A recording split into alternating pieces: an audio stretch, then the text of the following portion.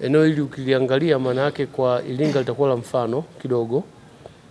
Hakuna sehemu ambayo unaweza ukaenda ukakuta maduka, ukakuta kumbi 4 zaidi ya 4, kumbi juu kubwa, maana yake kuna uwezekano ukawa na watu wengi ambao watakuwa wanakuja hapa. Tunalo deni la parking, lazima tufikiri zaidi kuhusu parking. Tunalo deni pia la kuhakikisha majengo ambayo yako karibu na jengo letu yanaendana na jengo hili lilivyo. Kwa hiyo tukikaa kwenye vikao vyetu huko halmashauri tutaona ni wapi tuendelee. Ujenzi huu wa mradi wa kitega uchumi wa Orfea ulianza kutekelezwa mnamo tarehe 9 mwezi wa pili 2024. Mradi wa ujenzi wa jengo la kitega uchumi eneo la Kitanzini unatarajiwa kuongeza fursa za kiuchumi kwa wakazi wa Iringa na kupanua mji kwa kiasi kikubwa.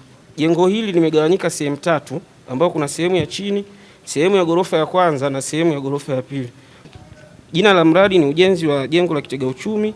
Gharama za mradi ni bilioni 1.8. Gharama zake za ufundi ni milioni 295 na kazi ambazo tayari zimeshafanyika mpaka sasa ni pamoja na kujenga majengo yaliyokuwepo awali ili kupisha mradi. Kwa muonekano huu inaonekana tutapata manufaa zaidi, tutafanya biashara. Wapo watakaopanga humu, tutapata ukumbi kwa ajili ya sherehe mbalimbali kama harusi, kipaimara, kitchen party. Pia na huu mradi utatusaidia tutapata wapangaji wengi, na pia mimi ni mjasiriamali mdogo, kwa hiyo nadhani kabisa kwamba nitapata manufaa wale wapangaji watakapokuwa huku, na mimi biashara yangu itakuwa ni kubwa. Sisi kama wana Kitanzini, mradi huu utaenda kuwa chachu ya maendeleo katika watu wa Kitanzini na wafanyabiashara wa Kitanzini.